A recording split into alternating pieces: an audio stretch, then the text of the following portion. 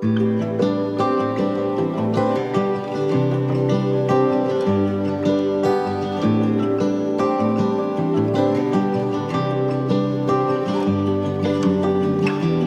I believe in what my eyes cannot see? Or has the antidote to brokenness evaded me? Could I believe in what my ears have not heard? Or will the suffering that surrounds me have the final word?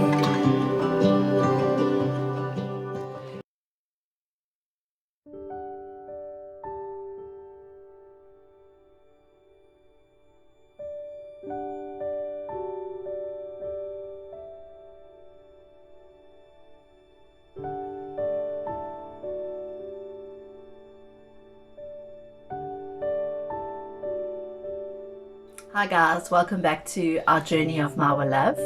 In today's video, I'm going to be sharing about one of the worst days of my life, one of the worst experiences I've ever gone through. And that was in 2008. In the beginning of 2008, there were allegations against my mom and dad that were running House in the Rock of abuse. And then it was decided after a lot of backwards and forwards and that my parents needed to leave the farm.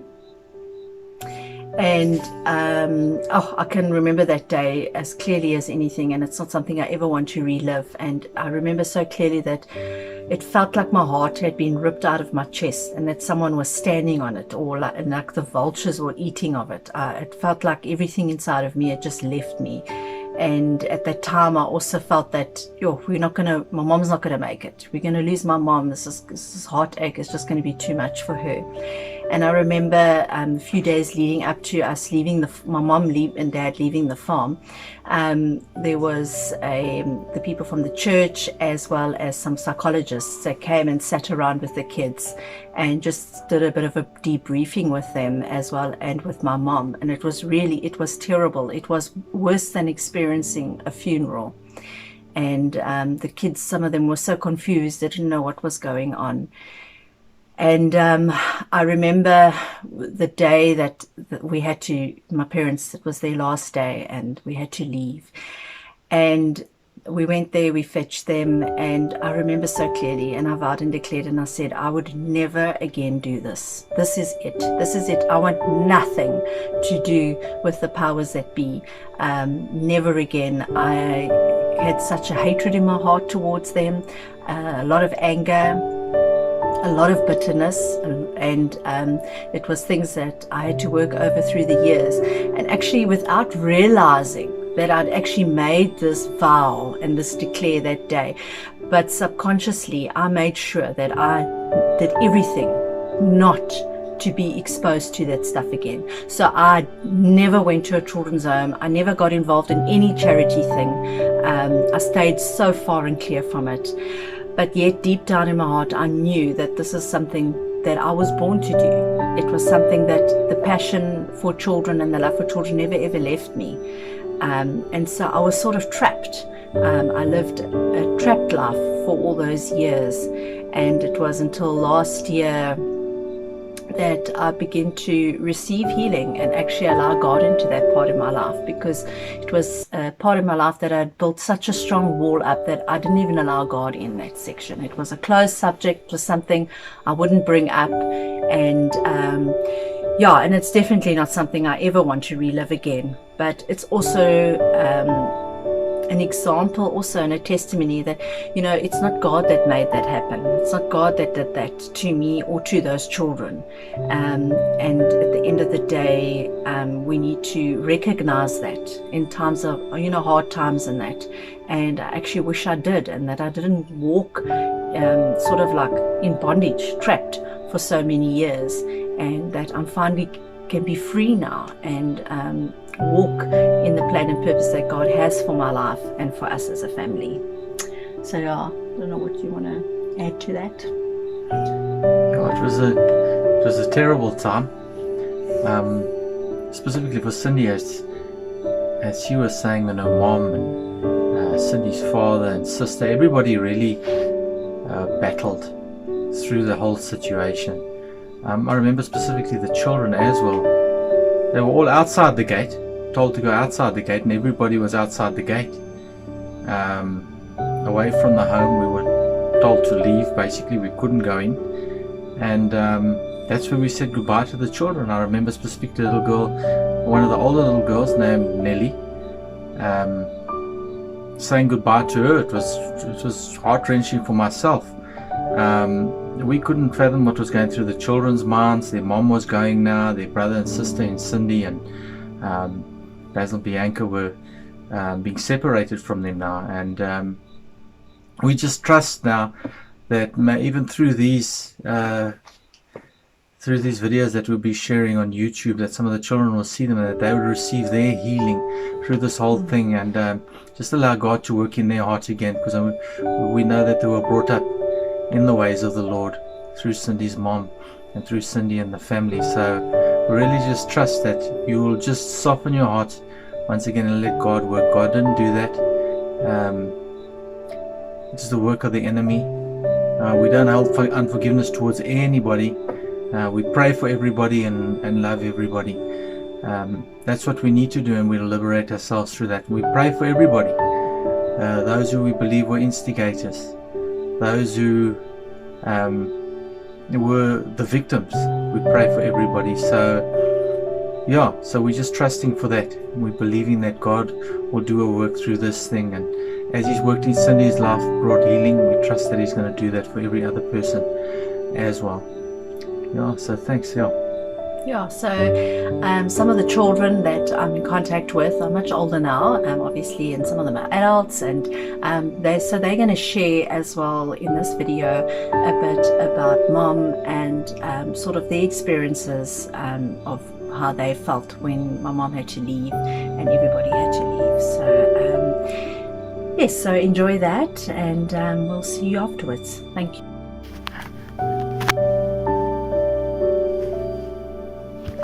Mommy. That was her name. And Daddy. It was always Mommy and Daddy. Mommy and Daddy. Jenny, Jennifer, or Jen never existed. Her name didn't matter.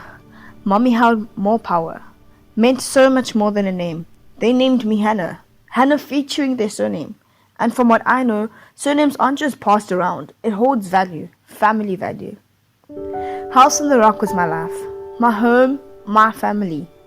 I took my first steps, said my first words, and learned how to count to 10 using my fingers.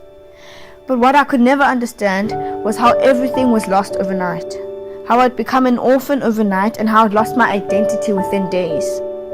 I remember having the same endless nightmare repeating every night, constantly wetting the bed until age 10 and crying myself to sleep, hoping Mommy would wake up and come to the bedroom.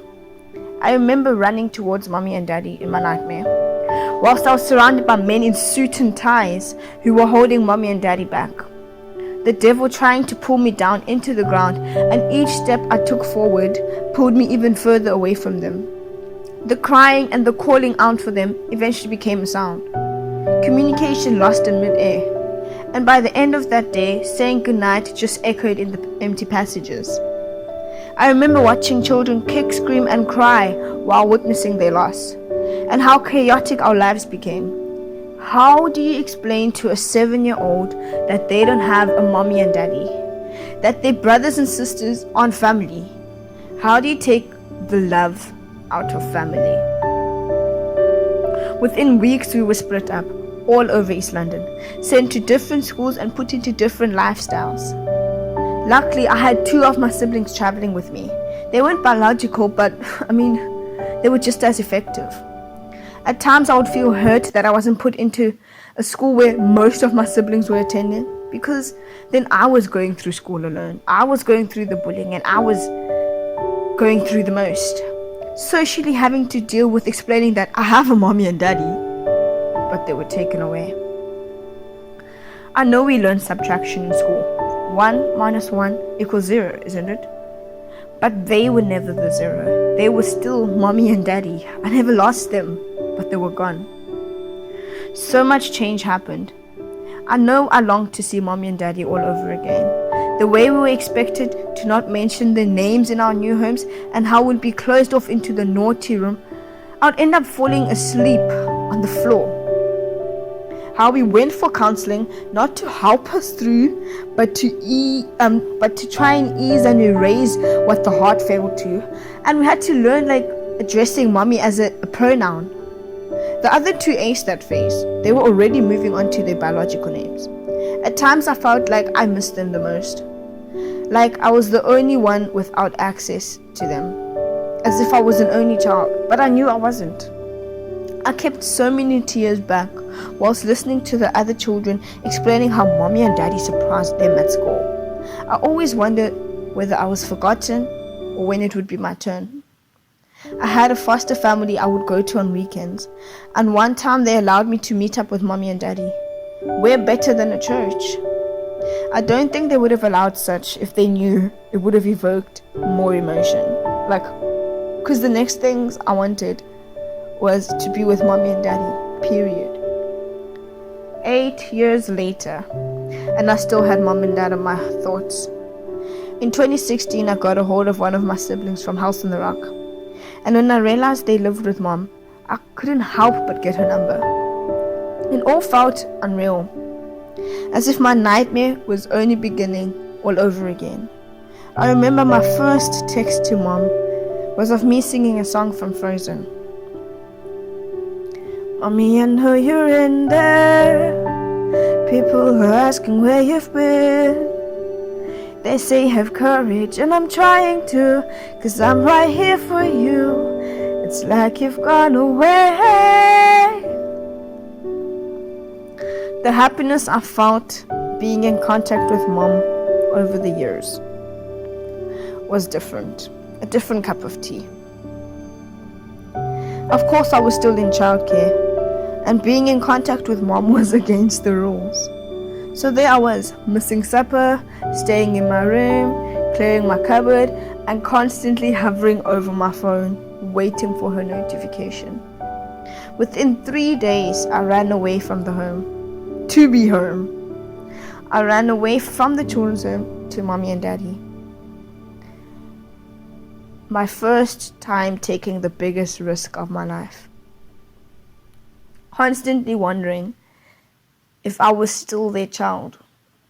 Wondering if they would still love me for who I am.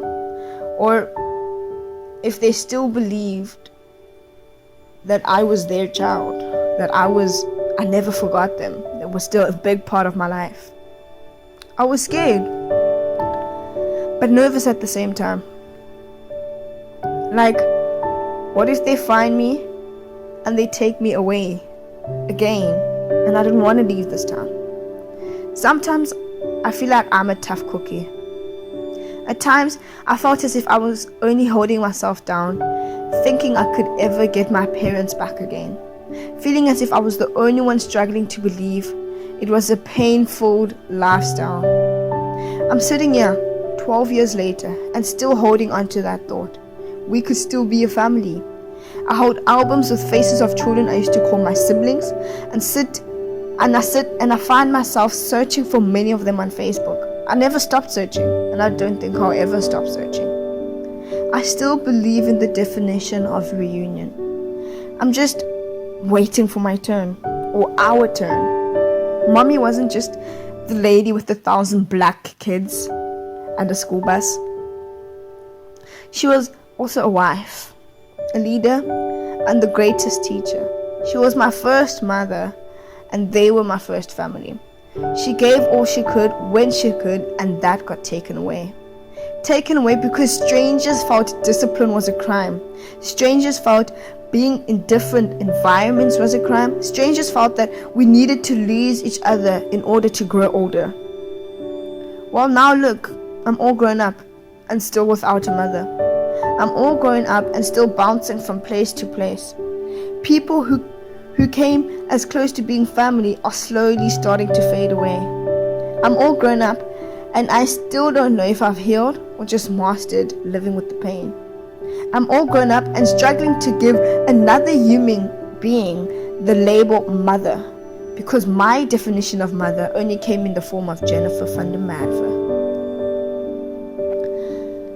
My name is still Hannah, a name I literally refused to let go of. I mean, if that's the only way I could connect to that time, I'm holding on.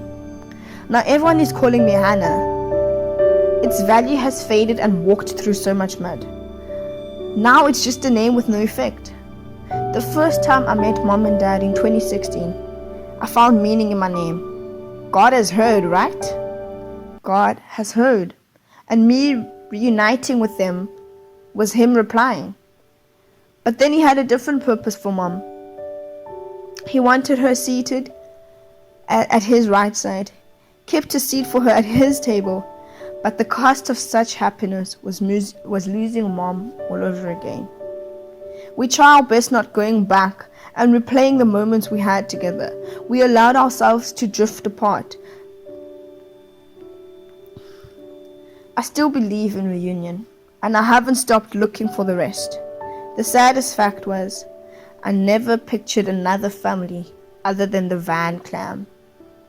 And with Mom gone, I'm forced to. I'm forced to believe that there's better out there. I'm forced to believe that now we're just trying to survive, one day at a time. You see, leaving wasn't the problem. Letting go was. I'm 20 now and still affected. You don't just lose a mother overnight. Saying so, I lost her twice. House on the Rock was my family, but Mommy was my happily ever after. As you can see me on this video, I am Tanda Nyangane, well known as Jacob, and I'm here to tell my story about my past, and that was with Mom and Dad, especially Mommy. At the time when I was a baby, I was then put into a children's home where I saw a lot of children my age. I was happy to be with them and they were happy to be with me. We grew up all together as a family. Then at the age of 4, I grew knowledge and realized where I am and the people around me. Then there was this person who was called Mommy, who was kind and caring and loving her children. She loved us and cared for us, and we did the same with her. So when I had problems, she would help and solve them for me. I always loved that part when we children go out to places with Mom and Dad, then we will scatter around the place and she would want us to play together so we don't have to get lost in her care. Mom was very special to me because I needed her the most, and through my sad moments she always put a smile on my face so I can't be sad no more. But as times and years went past, there came a year where Mom and Dad had to leave. But at first, during my childhood on that year, I did not know what really happened, but I saw police and other people. I started to get thoughts that something bad will happen. I asked and got no answers to my questions, but when the day came when they had to leave, everybody started to cry because they didn't want Mom and Dad to leave. And if they left, then a lot will change, and on that day I couldn't handle my pain, and still now I can't because Mom is not around and I'm going through difficult times, and until now I wish I could stay with them because they gave me all the love that no one can give me. Thank you. Good day, everyone. I just want to tell you about a person I used to call my mother. Someone who was there for me when my biological mother wasn't there.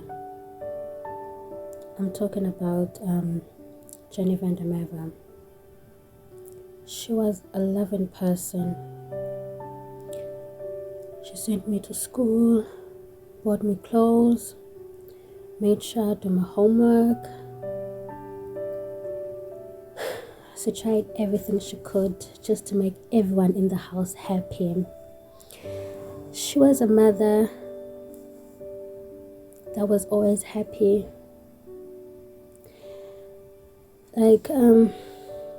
What can I say? I remember the times when we used to do the concerts for other people, take us to the zoo, take us to the beach. My favorite part. I love the beach so much. Every time I go there, I just felt so free.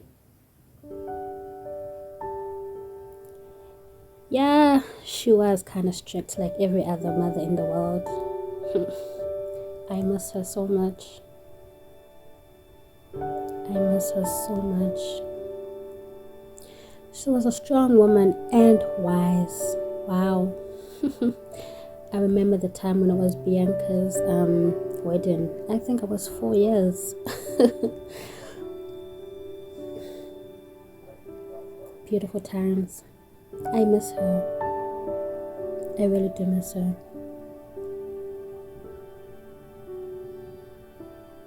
I think I was doing grade 3 when it was the time that they left us. I can't really embrace my feelings, but what I can say is that my heart was really broken. I missed her. We missed her, all of us in the house. Things changed when she wasn't around. But there were some times when she tried to get access with us. I remember when we were sent to Alpha Primary School, and then she went there. She bought us sweets and all nice things, gave her hugs.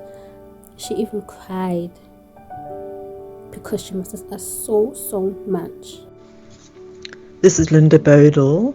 I knew Jenny from 2002-2003 until she passed away. I got to know her especially well in 2008 after the false allegations were made about House on the Rock. I really wanted to reach out to her because I was upset.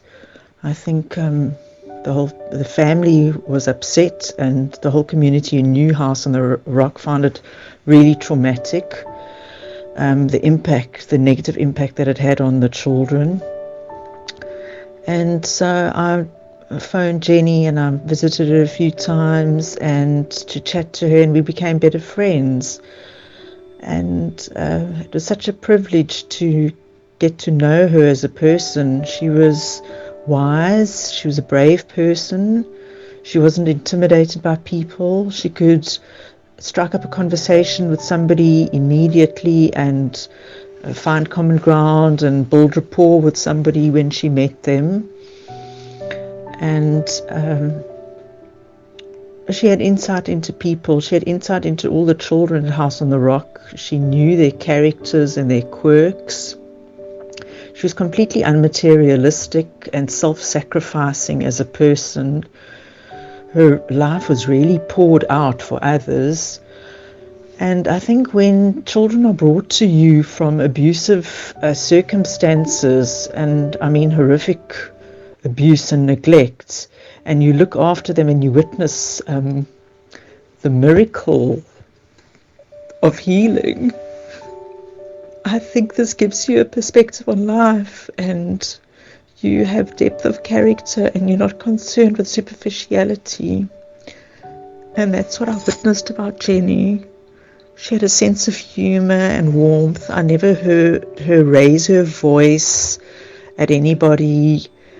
She wasn't critical, and I never saw her lose patience with anybody. And I saw her working with the children, and she was an example to others in the way she dealt with children and dealt with situations. Thank you for watching.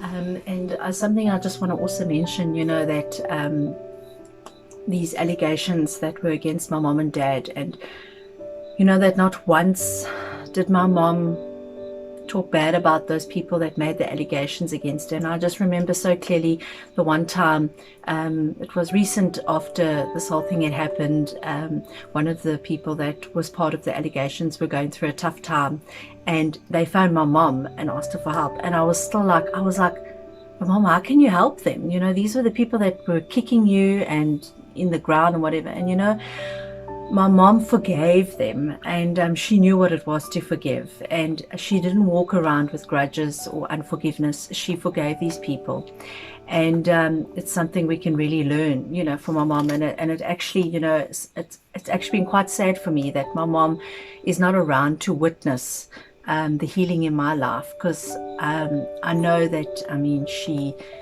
she often used to say to me, that we need to forgive these people, we need to move on, and I really battled with that. And so I know that even though my mom's not here on earth and she's in heaven, I know that her story continues to touch many people's life, and her sacrifice and everything still lives on in many people's lives today. And it's like I also said to God, but where is the justice in everything that happened? And you know what? I believe God is our vindicator, and I know that God has vindicated my mom. And I know, even though the case was thrown out of court and my parents were proven innocent, it didn't take away all the damage that had been done. But I know that God is our vindicator, and I know that my mom was an amazing person, and that she touched many people's lives. And and I just thank God for my mom, and I thank God that my mom touched so many people's lives, and that their lives can be a testimony. And at the end of the day, this whole thing can be a testimony for Jesus. So what the devil intended for bad, we just trust God that it's going to turn around, and that many of the children's lives that my mom touched, and even though a lot of them have been very severely affected, were affected severely when my mom and dad left, that they will begin to receive their healing, forgive, and to move on. And that is my biggest prayer, is that every single child that was affected negatively, every single volunteer, every single staff member, that they will see God in all of this, and that they will be able to just lay it at his feet and just ask God to go in and heal those hurts, and that God's purpose and his destiny will be fulfilled in every single person's lives. So once again, thank you all for watching. Really appreciate it. Thank you for coming along this journey with us. Next week I will begin to share the healing and how it all began. It's quite exciting, so please stay tuned. If you haven't subscribed yet, please do so, and follow us on Instagram and Facebook. And yes, so thank you. Have an awesome rest of the week, and we'll see you guys next week. Thank you.